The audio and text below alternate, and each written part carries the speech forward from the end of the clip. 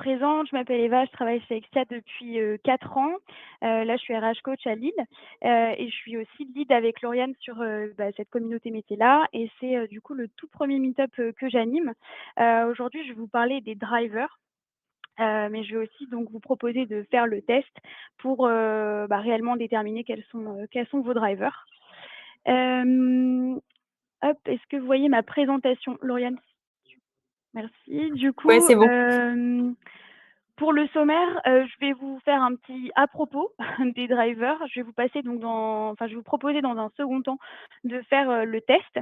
J'espère que vous avez tous, reçu le test en amont. Alors pas de panique, si, vous l'avez reçu en amont, que vous avez pu l'imprimer, ça sera plus simple. Sinon, il va falloir vous munir, d'un papier et d'un stylo. Ensuite, on passera donc à l'explication de vos drivers et puis après, si vous avez des questions, je pourrai y répondre. Donc un peu de contexte, David Keller, c'est un psychologue américain, qui a donc défini le concept, des drivers et c'est également, lui qui est à l'origine du modèle, Process Communication Model. Je ne sais pas si vous connaissez, ça pourrait être d'ailleurs l'objet d'un autre meet-up. C'est, je pense que le process comme on l'appelle, c'est un peu l'aboutissement, donc c'est plus poussé que les drivers et c'est aussi hyper intéressant. Donc les drivers, qu'est-ce que c'est? En fait, les drivers, ils vont nous permettre de comprendre, ce qui nous motive, ce qui nous pousse à agir de telle ou telle sorte, ce qui conduit nos comportements, nos actions, nos attitudes. En fait, c'est un peu pourquoi on fait les choses. C'est vraiment la raison. Donc, ce sont des messages, des injonctions qui sont intériorisées, qui nous ont été répétées, dans notre enfance et qui sont vraiment gravées en nous. On est tous donc dominés ou conditionnés par quelques drivers dominants qui vont après donc constituer notre personnalité. Donc en fait, ils sont pas mauvais en soi, mais ils peuvent devenir, contraignants ou source de stress, s'ils sont trop dominants ou lorsqu'on les modère pas. Donc connaître ces drivers, c'est comprendre, pourquoi on fait les choses, la raison qui est derrière et ça permet donc de se modérer, je dirais, d'être plus équilibré. Donc il y en a 5 qui sont recensés et avant de vous les dire et de vous les expliquer, je vous propose à chaud de faire le test. Donc au début, moins vous en savez, mieux c'est. Donc le test, il va se faire en 3 étapes. Donc comme je vous disais, il va falloir vous munir donc d'un papier et d'un stylo ou de votre test directement imprimé. Hem, donc en fait, ça va vous permettre de noter, toutes vos réponses. Au total, il y a, 50 questions. Donc pour chaque affirmation, vous allez devoir noter, de 0 à 4 en fonction de, si ce n'est pas vous, pas du tout vous, donc ça ce sera, 0 ou si c'est tout à fait vous, là ça sera 4. Donc il y a que vous qui verrez vos réponses. Moi, je vais pas vous les demander, donc n'ayez pas peur, soyez le plus honnête avec vous-même. Et si j'ai un conseil, c'est d'éviter d'être trop modéré, de marquer que des 2 ou des 3 parce que ça sera, moins concluant. En fait, l'idée, c'est de se positionner parce que bien sûr, vous pouvez apporter de la nuance, mais seulement si vous mettez des 3 partout, on pourra moins bien distinguer vos drivers, tout simplement. Donc le test va se faire en 2 parties. D'abord, vous allez numéroter les 50 affirmations. Donc si vous êtes sur une feuille, que vous n'avez pas, le test imprimé, il faut marquer les 50 numéros et à côté, vous mettez votre score. Le score, vous allez en avoir besoin pour la deuxième partie du test qui correspond aux grilles de réponses. Donc en fait, il va falloir reporter vos numéros dans les grilles de réponses et voilà les cinq tableaux, en fait, le total des 5 tableaux va vous déterminer, vos drivers. Donc le chiffre le plus élevé déterminera votre driver le plus dominant. Donc je vous laisse compléter tout ça et je vous propose qu'on se retrouve à 18h30 pour les explications. Je reste bien évidemment connectée si vous avez des questions et si à 18h30 vous n'avez pas terminé, revenez quand même parce que vous pourrez toujours expliquer les explications et le finir, tranquillement après. À savoir que le principal, c'est de répondre aux 50 affirmations.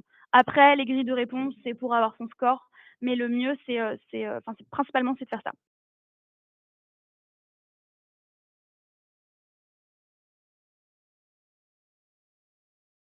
Donc là, donc vous allez avoir les explications.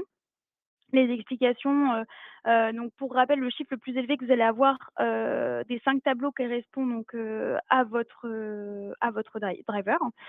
Et donc en fait, le score le plus élevé, ça veut dire enfin, c'est donc votre driver le plus fort et après forcément, ça dépend si, je sais pas, votre driver le plus élevé, c'est 30 versus quelqu'un, qui a eu, 60.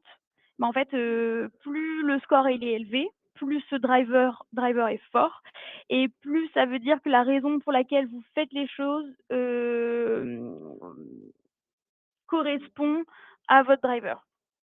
Donc bref, je vais vous expliquer tout ça. Donc pour chaque driver, je vais vous donner un peu d'où ça vient dans l'enfance, la description, les atouts, les risques sous stress, sans jugement bien sûr, et aussi les besoins, notamment en management. Donc on va commencer avec le premier tableau de réponse, le tableau 1, qui correspond donc au soi parfait. Là, vous allez certainement vous reconnaître ou aussi, reconnaître, dans votre entourage, famille, amis, collègues et cetera, ou même dans vos équipes, qui pourraient être soi parfait. Hem, donc le soi parfait, ce qui va être important pour lui, c'est évidemment donc de bien faire les choses. Le message implicite derrière, c'est: «Tu seras aimé si tu fais les choses parfaitement, sans erreur». Donc souvent, des enfants soi parfaits ont un parent ou 2 soit parfait et dans l'enfance, ça peut venir de phrases telles que, «Ta chambre n'est pas rangée», alors que l'enfant vient selon lui de le faire. Ça peut être aussi vis-à-vis des notes à l'école. Une note jugée, mauvaise par les parents: «C'est pas bien, tu peux mieux faire, c'est bien mais, il faut toujours faire les choses correctement, sinon c'est pas la peine de les faire». Voilà, ce genre de phrases qui vont finalement conditionner, votre soi parfait. Donc ce sont des personnes qui ont donc pour les atouts, les caractéristiques, un sens aigu du détail, de la précision. Hem, Ce sont des personnes qui vont, préparer, structurer, vérifier dans leur travail, qui fonctionnent pas mal avec, les checklists, les to-do list, les tableaux et cetera. En fait, elles vont vraiment rechercher la qualité, et le travail bien fait. Donc pour ça, elles vont avoir besoin de bien comprendre les règles, ce qu'on va attendre d'elles, ce qu'elles peuvent faire et aussi ce qu'elles peuvent pas faire. Donc elles ont tendance au perfectionnisme, à se mettre aussi une forte pression. Ce sont des personnes qui sont facilement organisées, soignées, ça se voit au niveau du bureau, au niveau de la maison aussi.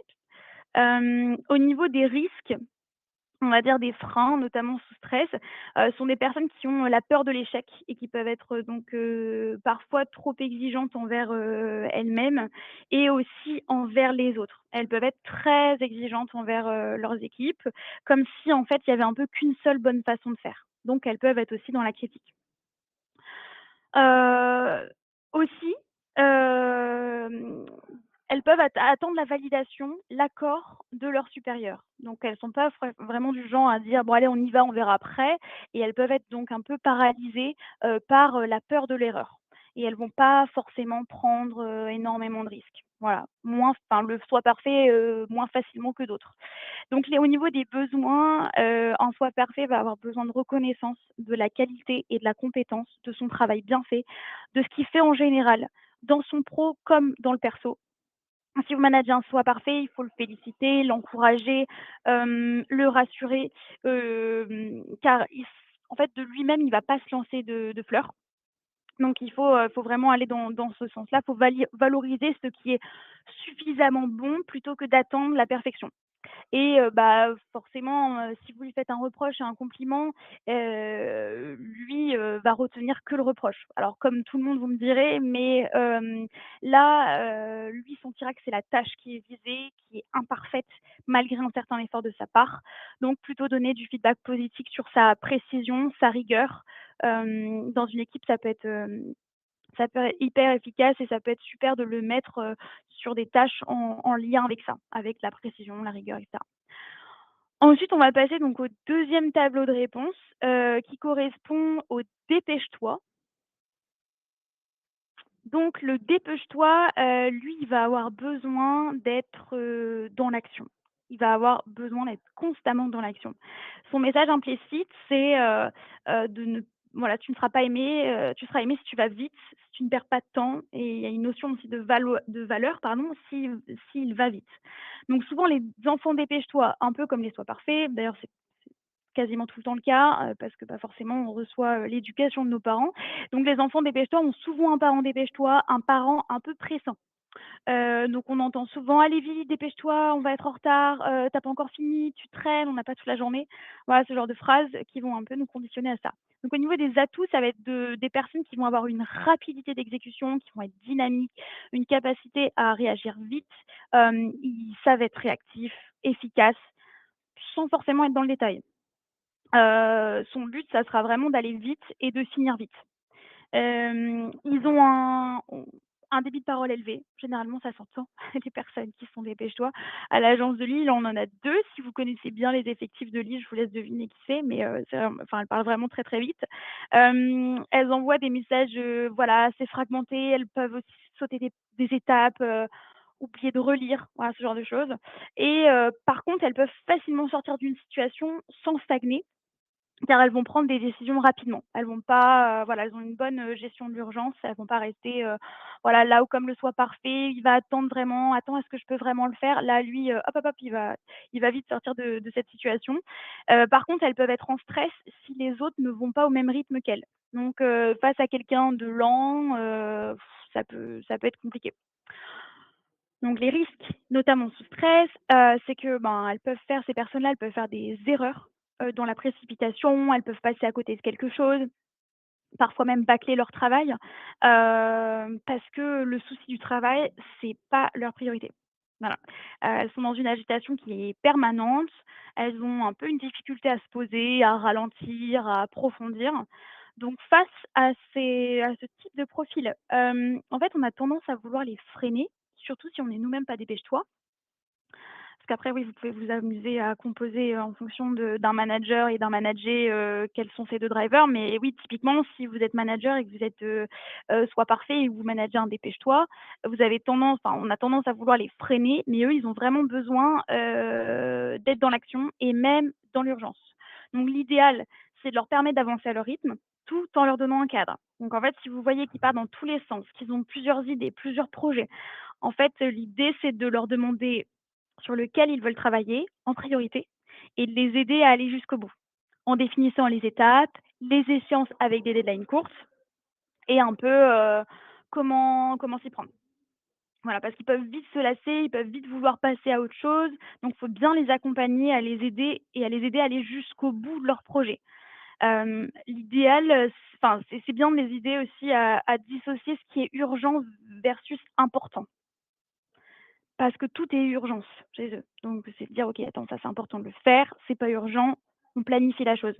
D'ailleurs ça, la matrice, urgent important, c'est la matrice d'Eisenhower. Je vous invite à la enfin si vous connaissez pas, c'est hyper intéressant vraiment de se poser la question: «J'ai un truc à faire, est-ce que c'est urgent? Oui, non. Est-ce que c'est important? Oui, non». OK là-dessus. Alors on va passer donc au troisième tableau de réponse qui correspond, je me remets sur mon PowerPoint, qui correspond au fait des efforts. Pour info, le fait des efforts, il est faiblement représenté dans la population. On le retrouve, souvent chez les sportifs, les scientifiques. En fait, le fait des efforts, il va aimer être dans la complexité. Donc le message implicite derrière, c'est: «Tu seras aimé si tu travailles dur, si tu fais toujours plus d'efforts». Hem voilà et souvent donc les enfants, fait des efforts, ils ont peut-être, enfin ils ont souvent un parent aussi fait des efforts qui a pu être dans le sport, de haut niveau où la compétition était vraiment très présente. Donc voilà, on les retrouve pas mal dans les sportifs, les scientifiques, les tâches assez rudes. Donc dans l'enfance, qu'est-ce qu'on entend? On entend souvent, bah, il faut travailler dur pardon, on n'a rien sans rien, tu n'y es pas. Tu n'y es pas encore, recommence, fais un effort.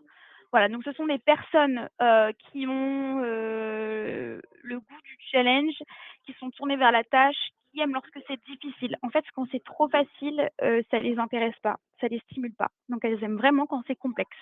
Elles voient ça, en fait, comme un casse-tête. Donc elles sont capables d'embarquer sur des tâches qui sont ingrates et vraiment d'aller, jusqu'au bout. Elles vont être persévérantes, investies engagées dans l'action, hem, en fait, elles sont moins focalisées sur le résultat que sur l'effort fourni.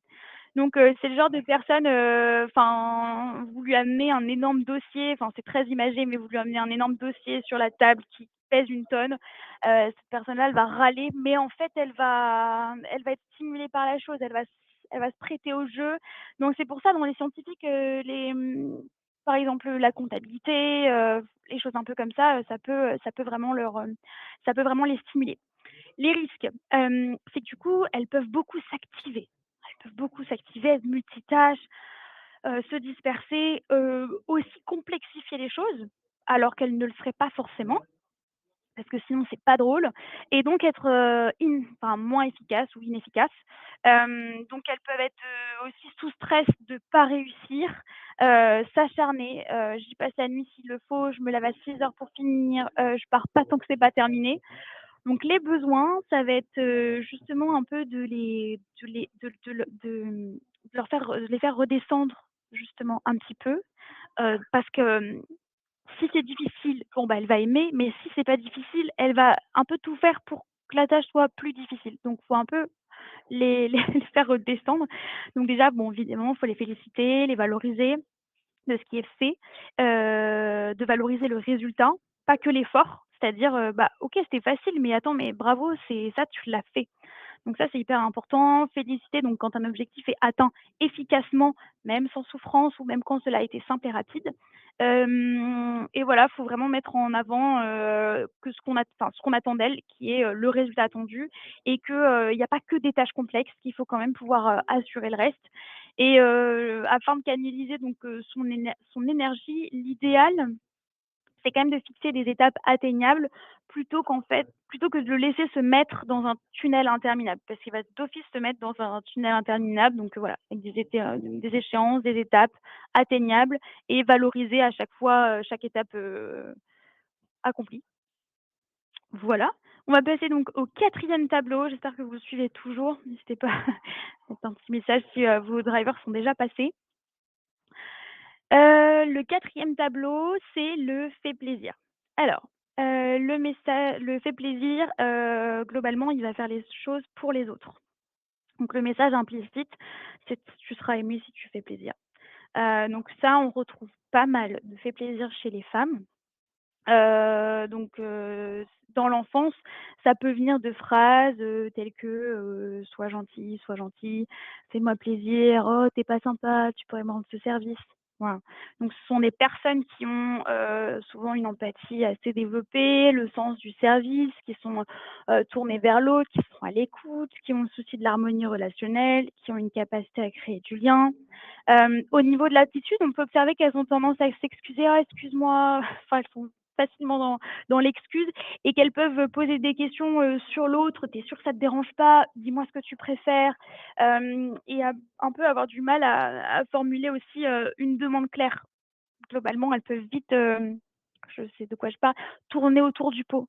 En fait, même si elles ont une demande claire, en face de l'autre, elles vont, voilà, tourner autour du pot: «Ouais, mais tu es sûr que? Mais si tu veux, ça me dérange pas». Enfin bref, voilà. Donc les risques. C'est donc comme je l'ai dit, difficulté à dire non, par peur de blesser l'autre, pire d'être rejeté, plus aimé, donc elles peuvent facilement s'oublier, se surcharger, bah, typiquement si elles savent pas dire non à: «Ouais, tu peux faire ci, tu peux faire ça», bah, du coup elles peuvent être un peu surchargées, voire se sacrifier pour les autres pour éviter le conflit. Donc ça peut quand même entraîner une frustration chez elles, hein, parce que enfin chez la personne, voire un épuisement et aussi donc une dépendance. Ah bah tiens, ça j'ai marqué dépendant sur mon PowerPoint, bref, donc une dépendance, du regard des autres parce qu'elles vont chercher la reconnaissance, l'approbation. Donc les faits plaisir ont besoin de reconnaissance, de la personne, leur dire qu'on est satisfait d'eux, qu'on est fier, ça c'est le prime pour un fait plaisir, qu'on est fier d'eux. Il faut aussi leur demander du coup, ce qui enfin ça c'est hyper important, c'est de se positionner. Toi, sur quel sujet souhaites-tu travailler? Mais en étant le plus factuel possible parce que si elles, comprennent, dans votre regard ce qui vous arrangerait vous, elle va pas bien se positionner. Donc c'est vraiment toi sur quel sujet tu souhaites travailler. Leur dire qu'on a le droit de dire non et que le désaccord, il peut être, respectueux, et que s'ils ont des retours négatifs à faire, des points de recadrage, ça beaucoup pour les managers. Les managers fait plaisir, ils peuvent être par moments en souffrance quand justement il faut faire des points de recadrage et cetera. Donc là, c'est les aider, si vous managez des managers comme ça, c'est de les aider à toujours partir du factuel parce que du coup, le factuel, ne laisse pas place, à l'émotion. Voilà un petit peu pour le fait plaisir. Le cinquième et dernier tableau de réponse, qui correspond au «sois fort». Donc le «sois fort», c'est le message implicite, c'est: «Tu seras aimé». Le meilleur pour la fin, Yasmine, ouais. Qui est «Sois fort». Donc le message implicite, c'est: «Tu seras aimé si tu es solide, si tu ne montres pas tes émotions». Donc là, on retrouve pas mal de faits plaisir chez les hommes. C'est une stat, peut-être de moins en moins, mais en tout cas, c'est encore, beaucoup présent chez les hommes parce que souvent, donc dans l'enfance, ça vient de phrases telles que: «Un grand garçon, une grande fille ne pleure pas, arrête tes caprices, tu n'as pas mal, sois courageux un peu, débrouille-toi tout seul». Voilà.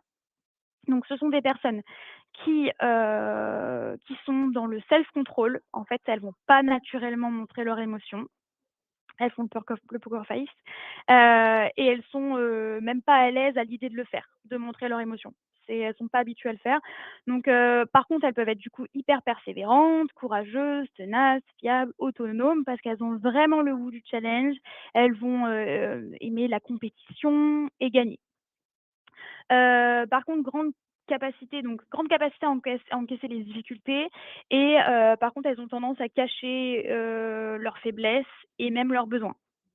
Donc les risques, donc il y a 2 choses. Il y a le fait qu'elles peuvent paraître froides, en manque d'empathie, notamment vis-à-vis d'un fait plaisir. Hem, Elles peuvent être mal à l'aise face aux états d'âme des autres. Typiquement, vous arrivez, vous tombez, vous pleurez dans les bras d'un soi fort, il va être un peu, vous voyez, comme ça, il va vous tapoter sur le dos comme ça.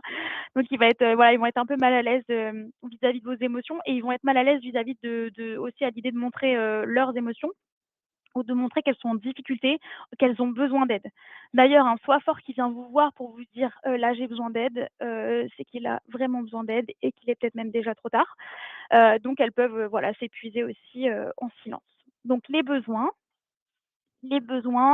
alors le soi fort n'a pas besoin d'être bichonné, «Tu es sûr que ça va? Comment te sens-tu?» Parce que ça pourrait le mettre mal à l'aise. En fait, l'idéal pour chaque driver, c'est pas de compenser dans un autre extrême.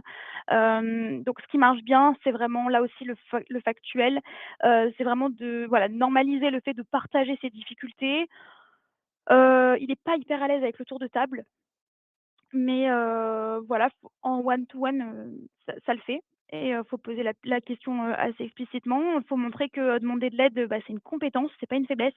Donc moi, personnellement, ce que j'ai, mis en place, bah, les premiers mois de l'arrivée de, Yasmine, pour pas te citer, parce que tu t'es toi-même dénoncée, hein, donc je continue là-dessus. Mais Yasmine, ce que je faisais, c'est que donc qui est, ben, voilà, ben, l'alternante que je te manage chez Ixia, c'est qu'à notre point hebdomadaire, je lui demandais d'arriver avec 5 questions, donc ce qu'elle faisait et en fait, bah, je me suis rendu compte que ça allait que, en fait, si je le faisais pas, sans ça, tout allait bien, elle avait pas de questions et en fait, bah, quand elle arrivait en point, elle avait toujours 5 questions.